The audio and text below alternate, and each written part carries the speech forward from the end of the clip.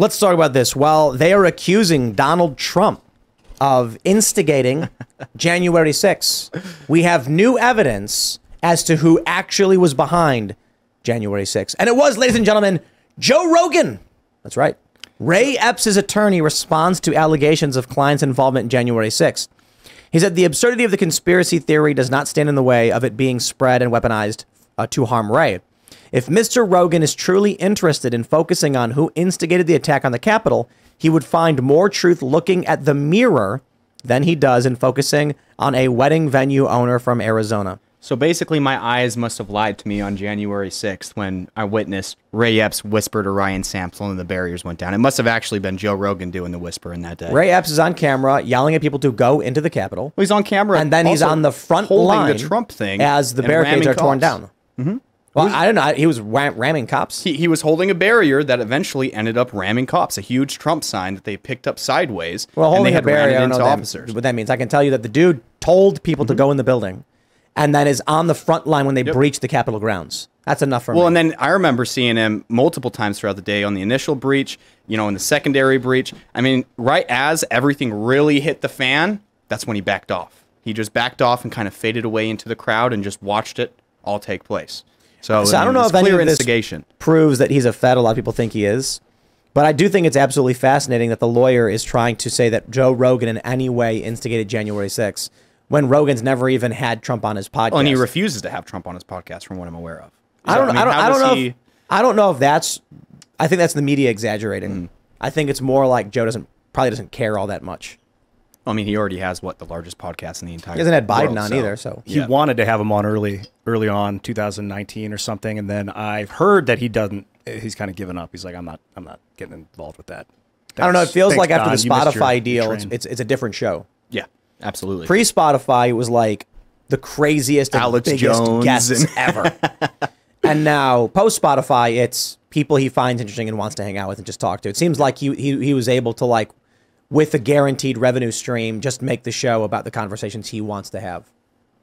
But nice. I digress. Timcast. This is the narrative that they push, right? In the indictment against Donald Trump, they say he was spreading false narratives. What they're really saying is he spread a narrative that defied the corporate press.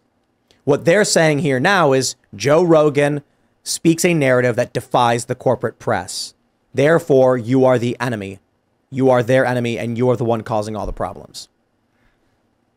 The solution, of course, I think is cultural. Anyone that pushes back gets thrown into the basket of deplorables. Anyone that doesn't totally accept the official narrative, you're cast into the Trump supporting, racist, bigot, misogynist, sexist, the whole nine. It works. It works, but at the same time, I think it's going to reach a point because it's happening so much more consistently with people that are clearly not Trump supporters, aren't right-wing fascists or what they're being labeled, that you're throwing so many people that don't qualify into this basket that eventually the basket is going to be too full and you're going to be outnumbered because they're turning on their own. Yeah. I mean, in a lot of these cases. Also, if enough people speak out against the corporate media at the same time, people don't get grabbed. It's only when they'll go after, and it's easy to go after individuals after a couple of weeks go by. You're like, all right, that one guy made too much noise about it on Tuesday. But if everyone's, or enough people are just launching about the obvious fraudulence or mistakes and things, this is what I'm saying about culture. If the culture is you get 1 million views on TikTok and YouTube when you insult Joe Biden loses the election. Yep. That's the culture that needs to be built. That's why they employ these young Gen Z influencers. Well, and they also allow the left-wing influencers on and then immediately remove the right-wing influencers from what I've seen. I mean, I had a TikTok, it was like 260,000 followers. It's striked, gone. It's not even. Timcast IRL's banned. Yeah, it's not. But it's we not may even. have launched a new one though. It's not just the political people. Like Ronnie Radke just got his TikTok. Ronnie Radke is the singer of a band called Falling in Reverse. And they're great band, massive. He got banned. He just got his TikTok banned because he was talking about trans people, and I'm not sure exactly what he said. I don't have the stuff in front of me. The trans script. Get it? Oh, anyway, sorry. Well, I mean, I don't. He was talking about trans people.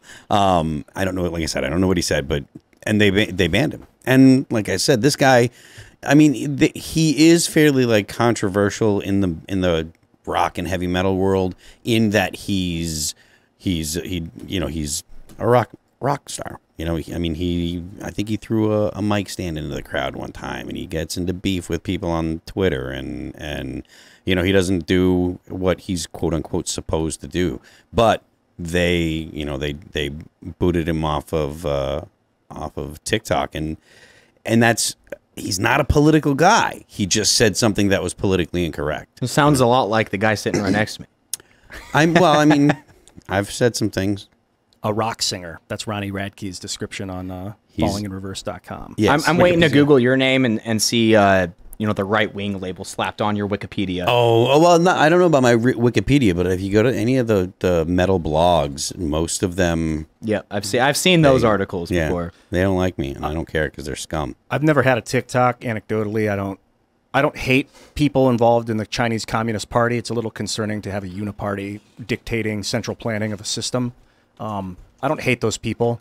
I will never use... I should maybe never say never, but I have no interest in using that manipulative trash TikTok. But you look at the massive reach though. TikTok, the amount of views they bring in, it blows other platforms, and anybody can go viral. That's a nice thing about TikTok, but the right needs to use that. That's a sad reality of it. You need the right on TikTok. You need their ideas, because that's where young kids, this is what they do all day. They just swipe and swipe. It doesn't say on your Wikipedia page that you're right wing, but it does smear you pretty bad. It says that you're a fan of Taylor Swift. Sometimes the internet gets something right. Is that love story? It just says that you're a recurring guest on this show and you're a libertarian or something. That's cool. Moved to New Hampshire to join the libertarian movement. So when you said everyone's got to use you got to use TikTok to get through to the people, I feel like that's like saying, here, if we were in a war or something, and you're like, here, use the enemy's weapons that are tracking your every move because they're better weapons. Yeah, but you're going to be tracked regardless. Look at Instagram, look at Twitter. All of these are data harvesting companies. You're tracked no matter what. You have an electronic device in your pocket at all times. The TikTok isn't going to track you any better than all these other apps that are harvesting. It's not the apps themselves, it's the CCP. Yeah, that's just the phone. I don't want the CCP to be tracking me. Yeah, I think the least of your worries though are the CCP, right? Like, your own government has been weaponized against you right now. They're the ones you should be worried about. Of course, CCP is a threat. I don't know. I think it's much more threatening. The Chinese Communist Party is much more threatening to American civilians. I agree, and you don't want to be on TikTok because this idea that you join TikTok for the purpose of engaging in that conflict perhaps makes sense to a certain degree, but we want to force the conversation onto the platforms where we have more control. Yeah, I can agree with that. But at the same time, TikTok, you can transfer those, your audience off of that to the necessary platforms like X. That's actually really hard. That's why they ban you. TikTok, that was my hardest thing is, I had 260,000 followers, but it was the actual return rate to your other platforms. But if you gather enough followers, you get enough engagement, you do get a little bit of return rate there. But you also want to make sure you're on these platforms so you can push back to the extent you're able to push back. Mm-hmm.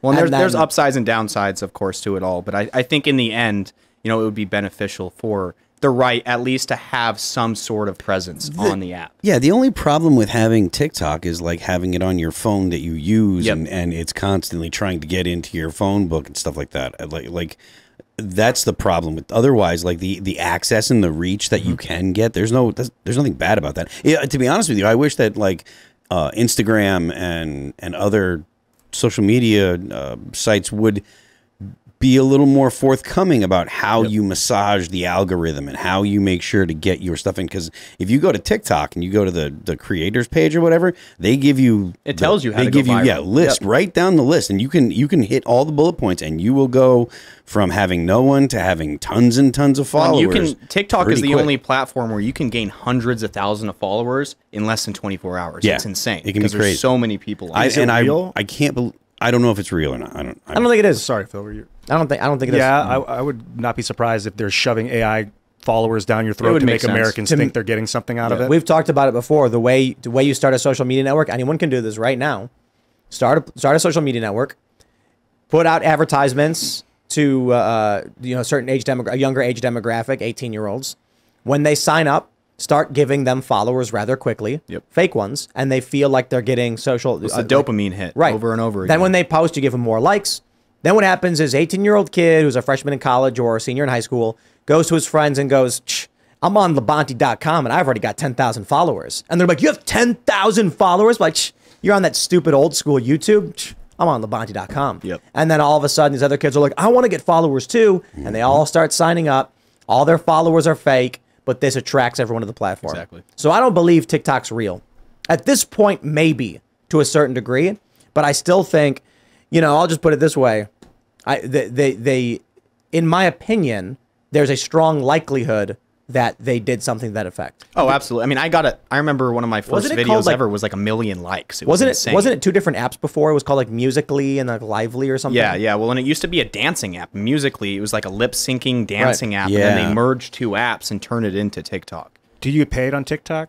You can for creator funds, but only if you toe the lines and you're making dancing TikToks. As a political commentator, you're not getting paid from TikTok. So your first video went viral? My first video, it was when I was painting murals, when I was doing activism before journalism, got over 1 million likes. How soon? How fast after That you was posted within it? 4 days. It was insane. And I went over from, I think I had 100,000 plus followers after just one video. Wow. And then every single video I posted after that, well over, 1 million views. It was, there was good engagement, but you don't know if that's real or fake or not at the same time. So there were 2 apps. TikTok did launch, and there was also Musically. They bought Musically and then merged it in and then got rid of Musically. Musically was the lip syncing app. Yep. I knew people who had accounts, and they were telling me how I got to get on the platform because it was way better, and they have hundreds of thousands of followers, or one person was like, I have 1 million followers. And I was like, let me pull up the app, and I pulled it up. And it was like all of the comments were just like sweet, rad, nice. The most so automated cool. responses ever. And I was like, I don't think you No, actually. you don't have that many at all. But the thing is, they don't care. All they want to do is go to advertisers and be able to say, hey, look, they may be lying. I'm not going to say it. I'm not going to accuse anyone of committing a crime. Then these creators and influencers can go to ad agencies and say, I get 1 billion views per month. Yep. And they'll be like, wow, what do you want? And that's it. And you get money. That could be a scandal that's uncovered later where we're like, wow. Yeah, I'll tell you about a Watergate. meeting I had with Discovery in Discovery Channel in San Francisco, where we sat down, and this is probably 10 years ago. This is probably 8 years ago. And they said, what do you think about Facebook? Yeah, so it's probably about 8 or 9 years ago. What do you think about Facebook videos versus YouTube? And I said, YouTube is clearly where it's at in terms of cultural influence. This is a decade ago, mind you. And then one guy goes, yeah, but on Facebook, we're getting 10 times the views. And I'm like, are you really getting the views? Well, or is those someone views monetized? scrolling past the video and it's adding to the count? Whereas YouTube is someone actually watches the video. Well, and it shows you the average watch time in a much more detail. In this lunch, it was more than just Discovery. I can't remember who said it because it's been like a decade, but someone said something like, you know what, ultimately it doesn't matter because these are the numbers we deliver to advertisers. Yep.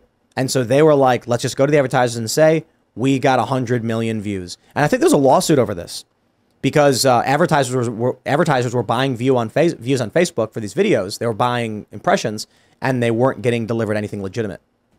I want, like, on YouTube, all my subscribers, I want a button that will let me clear anyone that subscribed to me that hasn't logged into YouTube in the last year. I want them removed. subscribers, yeah. I don't want those numbers. I want real numbers, even if it's less. Yo, Ronnie said that men can't have a period, and that's why he lost his TikTok. Wow. account. Jeez. Honestly, worth it. Worth it. Yeah, Good for him. Because he's totally telling the truth. When I got into Minds, we started building free software. I became a bit of a zealot. Like, I'm just going to stop using the proprietary crap. I'm going to stop using YouTube, stop using Twitter, stop using Facebook. And Bill, the CEO of Minds, convinced me, like, just keep using that stuff. It feels dirty, but, like, it's market research. Yep. So maybe there's an argument to use TikTok. I just feel like I'll get banned within, a month or Oh, two you will if be. I Yeah, talk you about free speech. Thanks for watching this clip from the Timcast IRL podcast. Hang out with us live Monday through Friday at 8 p.m. and become a member over at timcast.com for uncensored, members-only shows exclusive. Thanks for hanging out, and we'll see you all next time.